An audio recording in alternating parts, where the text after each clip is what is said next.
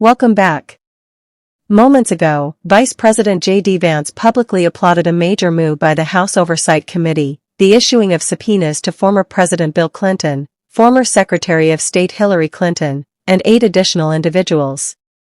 This action is part of the committee's ongoing investigations, which also include probing into President Joe Biden's mental fitness during his presidency and the use of the auto pen for signing official documents in his name. Last Thursday, former Biden senior advisor Anita Dunn testified before the committee, revealing that Biden's closest inner circle had concluded he should not undergo a cognitive test, despite their belief that he would likely pass. Earlier in the week, former Biden Deputy Chief of Staff Bruce Reed told the committee that former White House physician Dr. Kevin O'Connor dismissed cognitive tests as meaningless. Joining me now, in this Sunday Morning Futures exclusive interview, is the chairman of the House Oversight Committee, Kentucky Congressman James Comer. Global News Insight. Maria, Mr. Chairman, great to see you. Thank you for joining us. Comer, good morning, Maria. Maria, let's start with the subpoenas for Hillary and Bill Clinton. When do you expect them to testify under oath? Comer, we've asked them to appear in October on specific dates. What makes these subpoenas historic is that they resulted from a bipartisan vote. As expected, Democrats moved to subpoena Epstein-related documents, something Republicans support. Congressman Scott Perry from Pennsylvania amended the motion to include subpoenas for Bill and Hillary Clinton as well as 6 former attorneys general. The Democrats voted for it.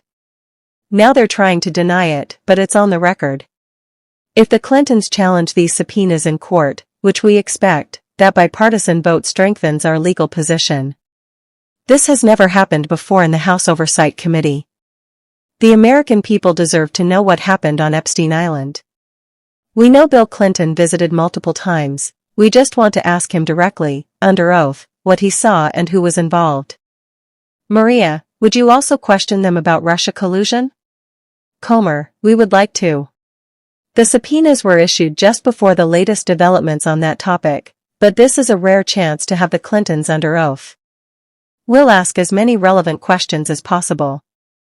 Maria, you think this is going to court? Comer, I'd be shocked if it didn't. But that bipartisan vote is a powerful advantage. In my year and a half as chairman, I haven't lost a subpoena battle, and while this will be our toughest fight, I believe we're well positioned to win. Maria, let's talk about the Biden investigation. Who was really running the country during his 4 years? Comer, evidence suggests a very small group of unelected bureaucrats tightly controlled access to President Biden. Even cabinet secretaries like Pete Buttigieg had limited access, and the press corps only saw him in scripted appearances. Anita Dunn's testimony showed that even when public pressure mounted for a cognitive test, his inner circle refused to allow it, likely fearing the results. Maria, and then came the Robert Hur interview and new health revelations. Comer, exactly. After the Hur interview, which clearly showed signs of decline, we learned Biden had prostate cancer. Yet Dr. Kevin O'Connor's medical report mentioned neither cognitive decline nor prostate cancer. We deposed Dr. O'Connor, but he pled the fifth when asked whether he had been told to lie about Biden's health. He refused to answer whether he had tested Biden for prostate cancer, even though PSA testing is routine for men over 50. It appears to be a political cover-up of the president's health condition.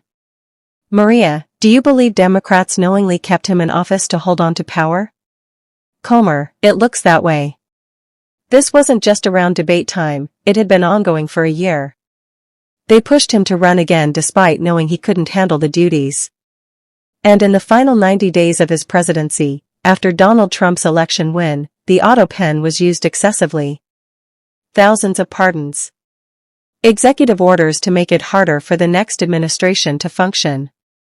Measures to prevent elimination of certain federal agencies like the Department of Education. We believe some of these may be legally voidable. Maria, so some pardons might not be legitimate? Comer, that's correct. In his only post-presidency interview about the auto pen, with the New York Times, Biden admitted delegating its use to staff. Global News Insight. Maria, we'll be watching, Mr. Chairman. Thank you for your time. Comer, thank you, Maria.